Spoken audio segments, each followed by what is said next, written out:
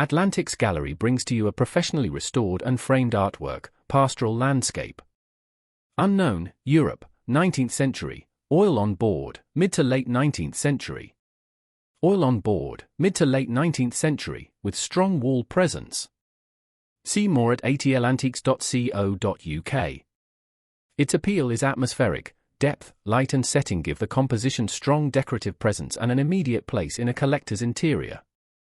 Look closely at the full composition, then at the details, atmospheric depth, decorative scale, restored viewing appeal. These are the qualities that give the painting its wall presence and collector appeal. The catalogue notes strengthen the story of the piece, connecting its composition, subject and visual language with related works and the tradition behind it. Its restoration adds to the sense of care around the object, bringing the surface, color, and presentation into a condition that invites confident inspection. The framed presentation matters. Oil on board is offered as a complete object, with condition, frame, and visual presence all contributing to its appeal. For a collector, this is an opportunity to acquire a visually strong, professionally presented artwork with character, documentation, and a clear route to inquiry.